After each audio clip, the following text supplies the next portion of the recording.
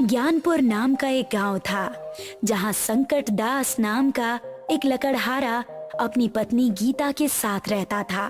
संकट दास की उम्र काफी हो गई थी, लेकिन उसकी कोई औलाद नहीं थी, इसलिए वो अकेले ही नदी किनारे जंगल से लकड़ियां काटने जाता था।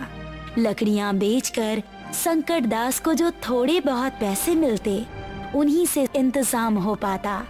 नदी पर बहुत से मछुआरे भी मछलियां पकड़ने आते थे। एक दिन संकट दास देखा कि मछुआरों ने अपने जाल में एक जलपरी को पकड़ लिया है। मुझे छोड़ दो, मैं तुम्हारी तरह ही एक इंसान हूँ, बस अंतर सिर्फ इतना है कि पैरों की जगह मेरी पूंछ है। हम तुम्हें नहीं छोड़ेंगे, तुम्हें बाजार में बेचने पर हमें बहुत बड़ी कीमत मिलेगी। मछुआरे जलपरी के सिर पर डंडा मारकर उसे बेहोश कर देते हैं और जलपरी को जाल में ही छोड़कर खाना खाने चले जाते हैं। संकट दास ये सब देख रहा था। संकट दास को जलपरी पर दया आ जाती है। वो चुपके से जलपरी के पास जाता है और जलपरी के मुंह पर पानी के छींटे मारता है। होश में आते ही जलपरी चिल्लाने लगती है, मुझे छोड़ दो, मुझे छोड़ दो, बचाओ। डरो नहीं, मैं मछुआरा नहीं हूँ, मेरा नाम संकट दास है, मैं तुम्हारी मदद करने आया हूँ। संकट दास ने कुल्हाड़ी से जाल काटा। मैं तुम्हारा ये एहसान कभी नहीं भूलूंगी। इसमें एहसान की कोई बात नहीं है, मैंने तो बस इंसानियत के नाते तुम्हारी मदद की है। इतना कहने के बाद संकट दास अपने घर लौट आया। घर लौटने पर संकट दास ने देखा कि उसकी पत्नी आंखों में आंसू लिए है और उसने खाना भी नहीं बनाया है। क्या हुआ गीता, आज तुम इतनी उदास क्यों हो? रोजाना तो तुम मेरे लिए खाना बनाकर तैयार रखती थी, आज तो तुमने चूल्हा भी नहीं जलाया है। घर में अनाज का एक दाना नहीं है और आज सरपंच ने गांव में ढोल पिटवाकर घोषणा करवाई है कि आज के बाद कोई भी जंगल से लकड़ियां नहीं काटेगा। क्या सरकार ने लकड़ियां काटने पर रोक लगा दी है? हाँ, इसीलिए रो रही हूँ मैं। हमारे पास तो लकड़ियां काटकर बेचने के अलावा और आय का कोई साधन भी नहीं है। अब हमारा क्या होगा? हमारा तो कोई बेटा भी नहीं जो शहर जाकर कमाई करके ला सके। चिंता मत करो, एक दरवाजा बंद होता है तो दूसरा खुलता है। भगवान हमारी मदद जरूर करेंगे। आज लकड़ियां बेचकर 100 रुपए मिले हैं। चलो ढाबे पर चलकर खाना खा लेते हैं। मैं बहुत थक गया हूँ, बाजार जाकर अनाज लाने का मेरा मन नहीं है और फिर मुझे बहुत तेज भूख भी लग रही है। संकट दास और गीता ढाबे पर खाना खाने पहुँचे।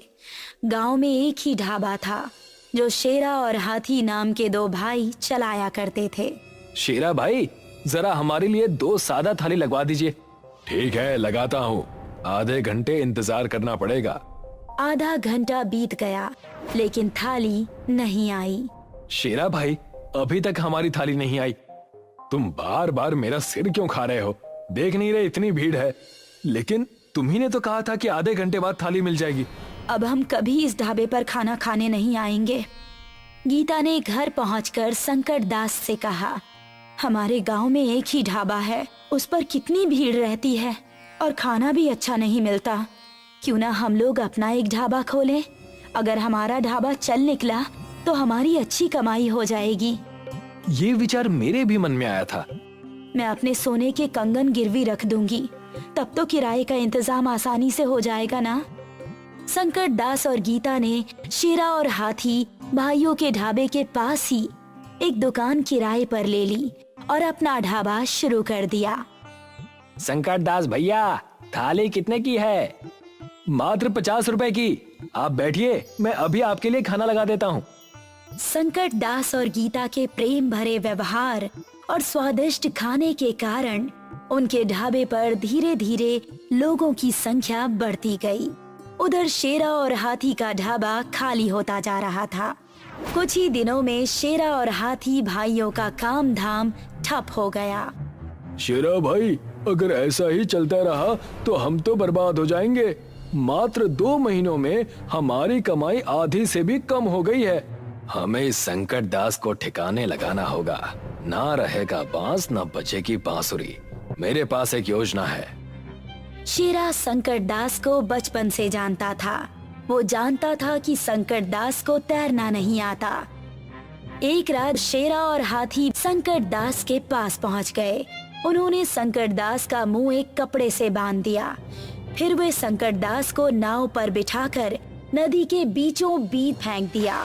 कुछ ही देर में संकट दास नदी में डूब गया। कुछ देर बाद संकट दास की आंख खुली तो उन्होंने खुद को पानी के अंदर पाया। वही जल परी जिसकी संकट दास ने एक बार जान बचाई थी, वो संकट दास के सामने खड़ी थी। मैं जिंदा कैसे बच गया? कुछ बदमाशों ने मेरे मुंह पर कपड़ा बांधकर मुझे नदी में फेंक दिया था। मैंने तुम्हें बचाया है। लेकिन मैं पानी के अंदर सांस कैसे ले पा रहा हूँ?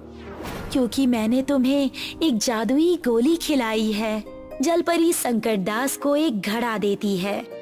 जब भी तुम इस घड़े में हाथ डालोगे, इससे एक गोली बाहर निकलेगी। उस गोली को खाने के बाद कोई भी पानी के अंदर सांस ले सकता है। लेकिन ध्यान रहे कि इस गोली का असर केवल 12 घंटे तक ही रहता है। मैं ये घड़ा तुम्हें उपहार स्वरूप दे रही हूँ। तुम इसे ले जा सकते हो। संकट दास घड़ा लेकर अपने घर आ गया। उसने घड़े को संभाल कर रख दिया और अपने ढाबे पर काम करने चला गया। शेरा और हाथी उसे देखकर चौंक गए। भैया, ये संकट दास जिंदा बचकर वापस कैसे आ गया? लगता है इसने तैरना सीख लिया होगा। भैया, अब हम क्या करेंगे? चिंता मत कर, इस बार मैं संकट दास को कहीं का नहीं छोड़ूंगा। शेरा गांव के सरपंच के पास गया और उसने सरपंच से कहा, सरपंच जी, मुझ पर एक एहसान करिए। क्या बात है शेरा, इतना परेशान क्यों लग रहे हो? सरपंच जी, गांव के हर एक आदमी से कह दीजिए कि कोई भी संकट दास को अपनी दुकान या जमीन किराए पर ना दे। संकट दास की वजह से मेरा धंधा चौपट हो रहा है। ठीक है, तुम्हारा काम हो जाएगा। संकट दास जिस दुकान में ढाबा चला रहा था, उस दुकान के मालिक ने संकट दास से दुकान खाली करवा दी। इन्हें अचानक क्या हो गया? हम तो अच्छा खासा किराया भी दे रहे थे, फिर भी इन्होंने हमसे दुकान क्यों खाली करवा दी? कोई बात नहीं, मैं कोई दूसरी जगह किराए पर ले लूंगा। संकट दास निराश होकर नदी के किनारे गया। तब वही जलपरी जिसने संकट दास को घड़ा दिया था, नदी से बाहर आई। क्या हुआ संकट दास? आज तुम इतने उदास क्यों हो? गांव में कोई अपनी जमीन मुझे किराए पर देने को तैयार नहीं है और मैं अपने घर पर भी ढाबा नहीं खोल सकता क्योंकि मेरा घर मुख्य सड़क पर नहीं है। वहाँ खाना खाने कोई नहीं आएगा। संकट दास ने सारी बात जलपरी को कह सुनाई। तुम नदी के नीचे पाताल लोक में ढाबा खोल लो, उस जमीन पर किसी का अधिकार नहीं है। लेकिन पानी में आग कैसे जल पाएगी और लोग वहाँ सांस कैसे ले पाएंगे? चिंता मत करो, पाताल लोक में आग जल सकती है। हम भी तो वहीं खाना बनाते हैं। और रही बात पानी में सांस लेने की, तो याद करो मैंने तुम्हें एक घड़ा दिया था जिसमें जादुई गोलियां थी। हाँ, उस घड़े के बारे में तो मैं भूल ही गया। संकट दास ने नदी के नीचे पाताल लोक में ढाबा खोल दिया और गांव में जगह जगह बैनर लगवा दिए। गांव के लोग पाताल लोक का ढाबा देखने के लिए बहुत उत्सुक हुए। वो सभी नदी के किनारे पहुंच गए। संकट दास ने सभी को मटके से निकालकर एक एक गोली दे दी और कहा, भाइयों और बहनों, इस गोली का असर 12 घंटे तक ही रहता है, इसीलिए 12 घंटे बाद पानी से बाहर जरूर आ जाना। लोगों ने नदी के नीचे जाकर पाताल लोक में संकट दास के ढाबे पर खाना खाया और पाताल लोक में सैर भी की। संकट दास ने नदी किनारे एक नौकर को खड़ा कर दिया और उससे कहा, जो भी खाना खाने आए उसे मटके से निकालकर एक गोली दे देना। ऐसा कहकर संकट दास ढाबे पर काम करने चला गया। उधर शेरा गुस्से से आग बबूला हो रहा था। पाताल लोक का ढाबा, ये भी संकट दास ने खूब अच्छी चाल चली। अपने गांव वाले तो वहां जा ही रहे हैं, ऊपर से पड़ोसी गांव के लोग भी पाताल लोक में खाना खाने और सैर करने के लिए आ रहे हैं। हमारे ढाबे पर तो सन्नाटा छा गया है। भैया, मैं भी संकट दास के ढाबे पर गया था। पाताल लोक की दुनिया बहुत सुंदर है। बहुत सी रंग बिरंगी मछलियां देखने को मिलती हैं वहाँ पर। चुप कर। अगर संकट दास का ढाबा इस गांव में रहा ना, तो हमें इस गांव से बाहर जाकर कहीं और ढाबा लगाना पड़ेगा। शेरा फिर से गांव के सरपंच के पास पहुंच गया और बोला, सरपंच जी, आप संकट दास के ढाबे को नदी के अंदर से हटवाइए। मेरा बहुत नुकसान हो रहा है। माफ करो शेरा, मैं संकट दास को और परेशान नहीं कर सकता। संकट दास के ढाबे की वजह से दूर दूर से लोग हमारे गांव में आ रहे हैं। इससे हमारे गांव का नाम हो रहा है और पर्यटकों की वजह से गांव के लोगों की आर्थिक स्थिति भी अच्छी हो रही है। इस बार मैं तुम्हारी कोई मदद नहीं कर पाऊंगा। शेरा अपने घर आकर हाथी से बोला, सरपंच जी भी हमारी कोई मदद नहीं करेंगे। अब हम क्या करेंगे भैया? शेरा और हाथी गांव छोड़कर दूसरे गांव में अपना ढाबा चलाने लगे। अब संकट दास और गीता का पाताल लोक का ढाबा चलता रहा। हमारे देश में जिस तरह से 4 धाम प्रसिद्ध है, उसी तरह से श्रीखंड गांव अपने यहाँ की खूबसूरत पहाड़ियों और श्रीखंड देवता के लिए प्रसिद्ध है। दूर दूर से लोग श्रीखंड देवता के दर्शन के लिए यहाँ आते हैं। इसी तरह एक दिन रॉबर्ट डिसूजा यहाँ घूमने के लिए आता है। अरे वाह, मैंने तो उस गांव के बारे में जितना सुना था, ये तो उससे भी ज्यादा खूबसूरत है। इसीलिए लोग यहाँ आने के लिए बेताब रहते हैं। मन तो कर रहा है गांव में अपना एक घर बनाऊं। रॉबर्ट गांव के चारों तरफ पहाड़ियों को देखने के लिए निकल पड़ता है, जहां पहुंचकर उसे बहुत अच्छा महसूस होता है। वाह, इतनी खूबसूरत पहाड़ियाँ तो मैंने सपनों में भी नहीं देखी है। आज तो बहुत घूम लिया, मजा भी बहुत आया, पर अब बहुत जोरों की भूख लगी है। अगर जल्दी से खाना नहीं मिला तो चक्कर ही आ जाएंगे। हे भगवान, कहीं आसपास अच्छा खाना मिल जाए तो मजा आ जाए। रॉबर्ट खाने की तलाश में निकल पड़ता है। रॉबर्ट को एक ढाबा दिखाई देता है। लगता है पहाड़ी रेस्टोरेंट है। जाकर देखता हूँ, कुछ ना कुछ तो खाने के लिए मिल ही जाएगा। रॉबर्ट ढाबे के अंदर जाता है।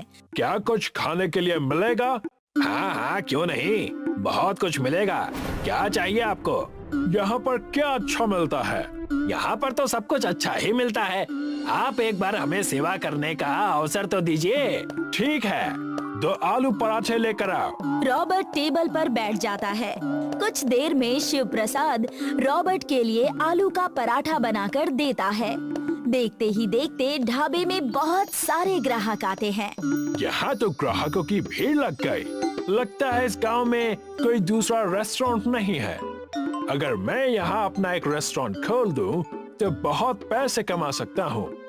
रॉबर्ट जल्दी से अपने पराठे खत्म करके और शिव प्रसाद को पैसे देकर यहाँ से सीधे शहर के लिए निकलता है और वहाँ से कर्जा लेकर यहाँ पर एक रेस्टोरेंट बनाता है।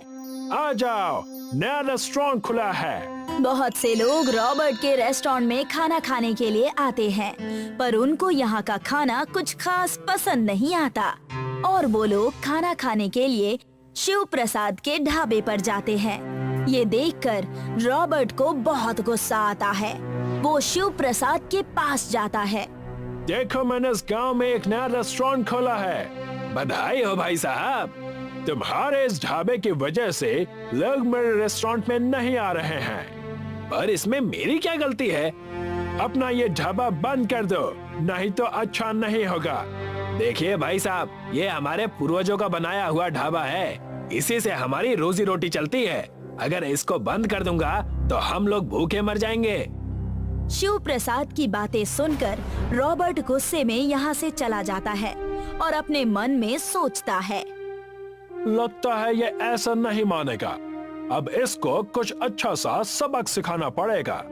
शिव प्रसाद के ढाबे को तोड़ देता है और जेसीबी से उसको पहाड़ी के पीछे फेंक देता है।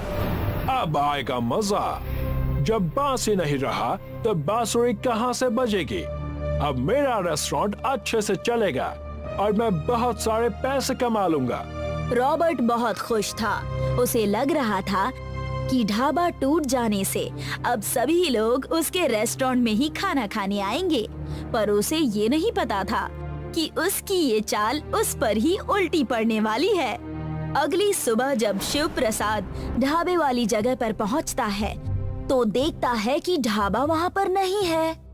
अरे मेरा ढाबा कहाँ चला गया? मैं तो लुट गया, मैं तो बर्बाद हो गया। शिव प्रसाद इधर उधर ढाबे को ढूंढने लगता है और ढूंढते ढूंढते पहाड़ी पर पहुंच जाता है, जहां पर उसका ढाबा टूटा हुआ पड़ा है। वो उसे देखकर जोर जोर से रोने लगता है। ये मेरे पूर्वजों की निशानी थी, ये सब कैसे हो गया? दूसरी तरफ श्रीखंड भगवान एक फकीर बाबा का वेश बनाकर यहाँ घूमने के लिए आते हैं। वो सबसे पहले रेस्टोरेंट में जाते हैं। बहुत भूख लगी है बेटा, कई दिनों से खाना नहीं खाया, कुछ खाने के लिए दे दो। फकीर बाबा की हालत बहुत खराब है। उनके कपड़े फटे हुए हैं और पैरों में चप्पल भी नहीं है। अरे भिखारी बुड्ढे, यहाँ अंदर कैसे घुस गया तू? निकल जा यहाँ से। बेटा ऐसा मत बोलो, मैं भूखा हूँ, मुझे खाना खिलाओगे तो पुण्य मिलेगा। अबे बुड्ढे, ये रेस्टोरेंट अमीरों के लिए है, तुम जैसे भिखारियों के लिए नहीं। चल निकल जा यहाँ से। रॉबर्ट फकीर बाबा को रेस्टोरेंट से बाहर निकाल देता है।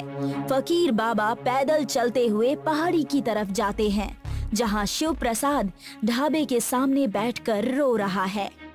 कुछ खाने के लिए दे दो बेटा, बहुत दिनों से भूखा हूँ। बाबा मेरे पास आपको खिलाने के लिए कुछ भी नहीं है। बेटा मैं तो एक भूखा साधु हूँ, प्यार से बासी खाना भी खिलाओगे तो वो भी खा लूंगा।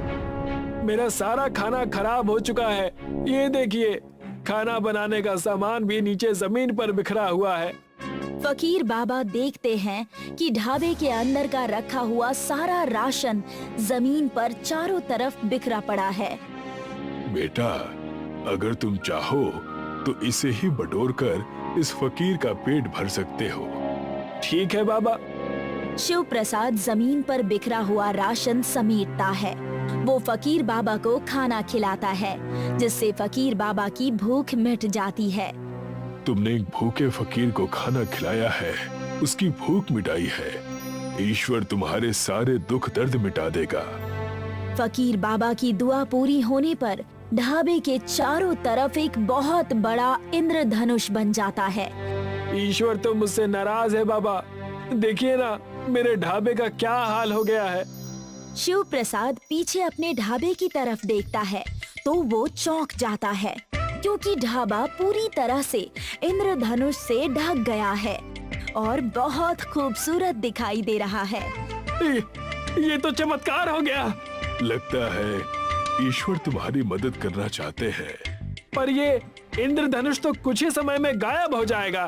क्या श्रीखंड भगवान इस जगह से गायब हो गए हैं? नहीं, वो हमेशा से यही हैं और हमेशा यही रहेंगे। अगर श्रीखंड भगवान हमेशा यही रहेंगे तो उनका आशीर्वाद और ये इंद्रधनुष भी तुम्हारे साथ हमेशा रहेगा। इतना कहकर फकीर बाबा यहाँ से जाने लगते हैं। शिव प्रसाद उन्हें जाते हुए देखता है। जब वे शिव प्रसाद की आंखों से ओझल हो जाते हैं तो शिव प्रसाद पीछे मुड़कर देखता है तो इंद्रधनुष अब और भी बड़ा हो गया है और अब उसका ढाबा इंद्रधनुष के ऊपर अच्छे से सज गया है। इंद्रधनुष ढाबे पर पहुंचने के लिए कुछ सीढ़ियां बन गई है। शिव प्रसाद उन सीढ़ियों से अपने ढाबे में जाता है और देखता है कि ढाबे की हालत पूरी तरह से बदल गई है। ढाबा अंदर से चमकदार हो गया है। हे श्रीखंड महाराज, आपकी जय हो। जैसे ही लोगों को इस इंद्रधनुष वाले ढाबे के बारे में पता चलता है, रॉबर्ट के सारे ग्राहक उसके रेस्टोरेंट का खाना छोड़कर इस ढाबे की तरफ चले आते हैं। लगता है ये ऐसे नहीं मानेगा, उसको फिर से सबक सिखाना पड़ेगा। रॉबर्ट जेसीबी मशीन लेकर ढाबा तोड़ने के लिए जाता है, पर जैसे ही उसकी मशीन पहाड़ी पर पहुंचती है, वो फिसलन के कारण पहाड़ी से नीचे गिर जाती है। ये क्या हो गया? इस तरह से तो मैं बर्बाद हो जाऊंगा। ग्राहक न आने की वजह से रॉबर्ट का रेस्टोरेंट बंद हो जाता है। रॉबर्ट की हालत देखकर शिव प्रसाद को उस पर दया आ जाती है और वह रॉबर्ट को अपने इंद्रधनुष ढाबे में काम पर रख लेता है। अब रॉबर्ट को भी अपनी गलती का एहसास हो गया है, इसलिए वो भी शिव प्रसाद से माफी मांगता है और मन लगाकर काम करके धीरे धीरे अपना कर्जा उतारने लगता है। इंद्रधनुष ढाबा पूरे श्रीखंड में फेमस हो जाता है। नील, 6 बज गए क्या? नहीं, अभी 5:30 बजे हैं। अच्छा है, तुम्हें टाइम देखना आता है? तुम भी सीख सकती हो। Koko TV kids app download करो और एवरीडे कुछ नया सीखो। एक गांव में मीना और रीना नाम की 2 बहनें रहती थीं। रीना बड़ी थी और मीना उससे 2 साल छोटी। दोनों बहनों में बहुत प्यार था और दोनों हमेशा साथ साथ रहती थीं। उनके पिताजी का रीना मीना नाम का ढाबा था। उनके पिताजी की मृत्यु के बाद रीना और मीना दोनों मिलकर वो ढाबा चलाती थी। मीना, कल सुबह हमें सब्जियों का स्टॉक लेने चलना है, तुम्हें याद है ना? हाँ, मुझे अच्छे से याद है। मैंने काका को कह दिया है कि सुबह अपनी वैन तैयार रखें। अच्छी बात है, आओ मिलकर हम पिछले महीने का हिसाब कर लेते हैं। दोनों बहनें मिलकर इसी तरह ढाबे का हर काम साथ साथ करती थीं। दोनों में आज तक कभी मनमुटाव नहीं हुआ था। दोनों ही बड़े प्रेम भाव से रहती थीं। अगले दिन सुबह, रीना उठ जाओ, चलो जल्दी हमें निकलना चाहिए। रीना कोई भी जवाब नहीं दे रही थी तो मीना रीना को छू कर देखती है तो उसे पता चलता है कि रीना को बहुत तेज बुखार है। अरे ये क्या? रीना का तो पूरा शरीर गर्म है, अचानक से इतना तेज बुखार कैसे हो गया इसे? मुझे तुरंत किसी अच्छे डॉक्टर को बुलाना चाहिए। मीना हरिया काका को कहकर डॉक्टर को बुलाती है। डॉक्टर रीना को देखते हैं और उसे दवाई खिलाकर आराम करने की सलाह देते हैं। मीना भी रीना से कहती है कि उसे बहुत आराम की जरूरत है। पर मीना, अब तू अकेली कैसे जाएगी? ढाबा कैसे संभालेगी? ये मेरी तबीयत को भी अभी खराब होना था। रीना, तुम चिंता मत करो, मैं सब संभाल लूंगी। तुम सबसे पहले अपनी तबीयत की फिक्र करो। मैं अभी हरिया काका के साथ जाती हूँ और सब्जियाँ लेकर ढाबा पहुँचती हूँ, फिर तुम्हें देखने आती हूँ। मीना ने इससे पहले कभी अकेले कुछ नहीं किया था, इसलिए वो थोड़ा घबराई हुई भी थी। वो हरिया काका के साथ सब्जी मार्केट पहुँचती है। वहाँ पर उसे एक सब्जी वाला मिलता है। आइए मैडम, आइए, बताइए कौन कौन सी सब्जियां पैक कर दूं? एकदम ताजी हैं, कौन सी दे दूं? भैया जी, 5 किलो टमाटर और 10 किलो आलू। अरे मैडम, भैया जी ना बनाइए, मैं तो आप ही की उम्र का हूँ। मैं राहुल, नाम तो सुना ही होगा। जी जी बिल्कुल, ठीक है, तो राहुल जी। राहुल और मीना की इसी तरह से बहुत बातें होने लगती हैं। उसके बाद से मीना सारी सब्जियां राहुल से ही खरीदती है और उसे अपने ढाबे की सारी जानकारी दे देती है। हाँ, मैं और मेरी बड़ी बहन मिलकर चलाते हैं और हम दोनों में आधा आधा पैसा बच जाता है। मेरे पापा नहीं है। मेरी बहन बहुत अच्छी है, मेरा बहुत ख्याल रखती है। राहुल मीना की सारी बातें बहुत ध्यान से सुनता है। उसके बाद वो कहता है, मीना, तुम मुझे अच्छी लगने लगी हो। क्या तुम मेरे साथ मेरे घर चलना चाहोगी? हाँ, पर मुझे तो अभी ढाबे पर जाकर काम करना है ना। आज तो मेरी बहन भी नहीं है, न जाने मैं अकेले सब कुछ कैसे कर पाऊंगी। ठीक है, चलो मैं तुम्हारे साथ चलता हूँ, फिर तुम्हें अकेले कुछ करना भी नहीं पड़ेगा और मैं तुम्हारे साथ समय भी बिता पाऊंगा। मीना राहुल को भी अपने साथ ढाबे पर ले आती है। ढाबे को देखकर राहुल कहता है, तुम्हारा ढाबा तो बहुत ही अच्छा और बड़ा है, बस एक ही कमी लग रही है कि इसका नाम रीना मीना ढाबा नहीं बल्कि मीना ढाबा होना चाहिए था। तुम इतनी खूबसूरत हो, इतनी मेहनती हो, मेरी तो इच्छा है कि इसका नाम मीना ढाबा हो। नहीं, तुम कैसी बातें कर रहे हो? ये काम हम दोनों बहनों की मेहनत से चलता है, इस वजह से इसका नाम रीना मीना ढाबा ही रहेगा। अब मैं हूं ना तुम्हारे साथ मेहनत करने के लिए। अब तुम्हें अपनी बहन की क्या जरूरत है? सोचो, ये पूरा ढाबा अगर तुम्हारे नाम पर हो जाएगा तो हम कितनी अच्छी जिंदगी जी पाएंगे। रीना की तबीयत कुछ दिन और खराब रहती है। इधर राहुल मीना को धीरे धीरे रीना के खिलाफ भड़काने लगता है। वो उससे कहता रहता है कि तुम ये ढाबा अपने नाम करवा लो और फिर मैं तुमसे शादी कर लूंगा और हम दोनों मिलकर एक खुशहाल जीवन बिताएंगे। मीना धीरे धीरे उसकी बातों में आ जाती है और फिर ढाबे के पेपर बनवाकर रीना से गलत तरीके से साइन करवा लेती है। रीना की तबीयत ठीक नहीं होती, इसीलिए वो बिना कुछ पूछे पेपर पर साइन कर देती है। इसके बाद मीना ढाबे का नाम रीना मीना ढाबे से मीना ढाबा कर देती है और राहुल के साथ रहने लगती है। अब रीना की तबीयत ठीक हो जाती है और वो ढाबे पर आती है। वो राहुल को पहली बार देखती है तो राहुल को देखकर ही उसे लगता है कि ये आदमी ठीक नहीं है। मीना, ये सब तुमने क्या कर दिया है? ये हमारा बोर्ड क्यों चेंज कर दिया है? और ये आदमी कौन है? अब ये ढाबा मेरा है, तुम्हारा इस पर कोई अधिकार नहीं है। तुम चाहो तो मैं खुद तुम्हें पेपर दिखा सकती हूँ। तुम्हारे लिए अच्छा होगा कि तुम यहाँ से हमेशा के लिए चली जाओ और मुझे और मेरे प्यार को शांति से ये ढाबा चलाने दो। रीना समझ जाती है कि इसी ने उसकी बहन के कान भरे हैं। वो उस समय झगड़ा करना सही नहीं समझती। उसे पूरा विश्वास होता है कि ये सब किया धरा राहुल का है, पर अभी मीना की आंखों पर प्यार की पट्टी बंधी थी, इसलिए वो वहां से चली जाती है। उसके बाद मीना ढाबा के सामने एक छोटी सी गुमटी में रीना ढाबा नाम का अपना काम शुरू करती है।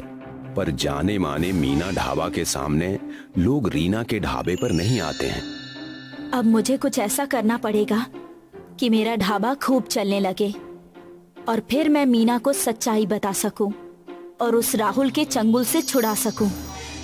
रीना बहुत सोचती है और फिर उसे एक आइडिया आता है। वो सोचती है कि क्यों ना एक ही थाली में 54 प्रकार के व्यंजन परोसे जाएं, ताकि लोगों को खूब वैरायटी खाने को मिले और एक ही प्लेट में उनकी सारी इच्छाएं पूरी हो जाएं। ऐसा कुछ अलग करने से उसके ढाबे पर लोगों का आना बढ़ने लगेगा। हाँ, ये आइडिया बहुत अच्छा लग रहा है। मैं इस थाली का नाम बाहुबली थाली रखूंगी। अब मेरे ढाबे की बाहुबली थाली पूरे शहर में फेमस होगी। रीना अपना बाहुबली थाली लॉन्च कर देती है। देखते ही देखते उसकी बाहुबली थाली पूरे शहर में फेमस हो जाती है और उसका रीना ढाबा बाहुबली रीना ढाबा के नाम से जाना जाने लगता है। वो बहुत पैसे कमाने लगती है और अपने ढाबे को बहुत बड़ा बना देती है। उसके सामने अब मीना ढाबा चलना बंद हो जाता है। एक रात को जब वो अपना ढाबा बंद कर रही होती है तो उसे सामने से चिल्लाने की आवाज आती है। अरे अब तो तुम्हारे पास चवन्नी भी नहीं बची है। मैं तुम्हारे साथ नहीं रह सकता, मैं जा रहा हूँ। तुम अपने इस ढाबे को संभालो और ना कुछ हो सके तो यहीं इसी ढाबे में खुद को मार देना। पर तुमने तो कहा था कि तुम मुझसे बहुत प्यार करते हो और किसी भी हालत में मुझे छोड़कर नहीं जाओगे। जब तक पैसा है तब तक प्यार है। अब मुझे तुम्हारे पास कोई फायदा नहीं दिखता। ये सब सुनकर मीना रोने लगती है। राहुल वहां से चला जाता है और तभी रीना उसके पास आती है और उसे गले लगा लेती है। मीना बहुत रोती है और रीना से माफी मांगती है। रीना मीना को माफ कर देती है और फिर दोनों बहनें मिलकर दोनों ढाबों को बहुत ही अच्छे तरीके से चलाती हैं और पूरे शहर में उनका नाम हो जाता है।